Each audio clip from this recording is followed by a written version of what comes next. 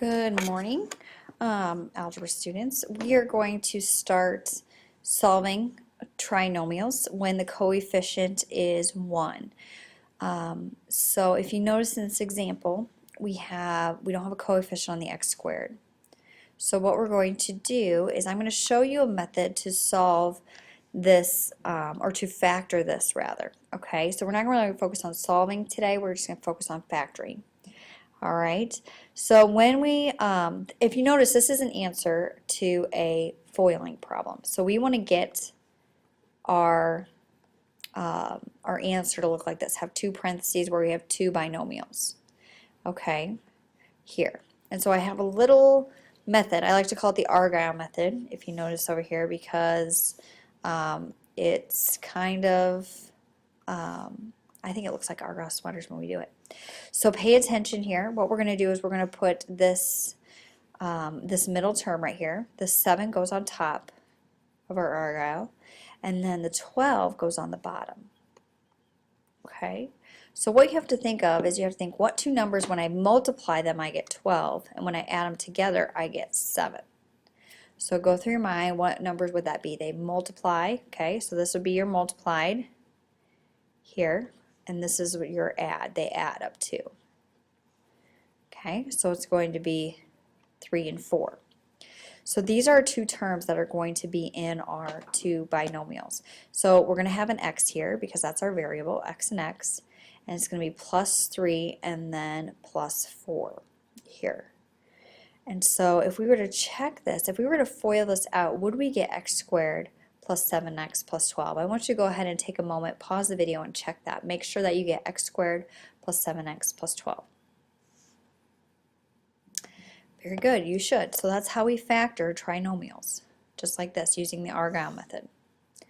Let's try another example. Okay, x squared plus 9x plus 20. So again, your top term, or your middle term, goes on top. The last term goes on bottom. And this is where you're supposed to multiply. They multiply to these two, and they're added up to this number. Okay? So these two numbers, can you think of two numbers that when you multiply them, you get 20, and when you add them together, you get 9? Very good. It should be 5 and 4. So we're going to write it as two binomials. So you'll have x plus 5, and then x plus 4. And again, check your work. Go ahead and pause the video and FOIL this out. Make sure you get where we started from. You should get x squared plus 9x plus 20.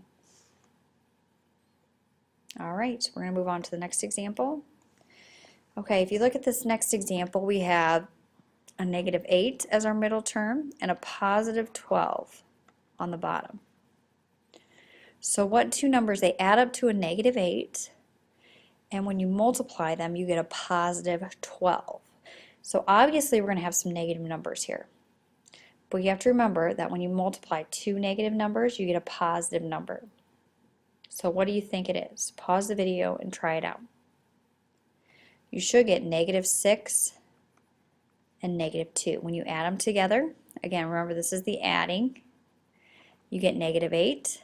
And when you multiply them, you get a positive 12. So your answer then would be x minus 6 times x minus 2. That would be your answer. Let's see. Okay, what about this one? I'm going to try this one here. 2 and negative 15. So what two values, when you multiply them, you get a negative 15, and when you add them together, you get 2. Go ahead and pause the video and see if you can figure it out. Okay, so what I did is I thought, okay, when you multiply a number, a negative number times a positive number, you're going to get a negative. So I know one of them has to be negative, one of them has to be positive. So I tried a positive 5 and a negative 3. 5 times a negative 3 is negative 15. 5 plus a negative 3 is a positive 2. And so your answer would be x plus 5. X minus 3. All right. Okay, I have a worksheet for you guys to do just to practice it. Just do a few until I call you back in, and that's all I have for you. Thanks, guys. See you later.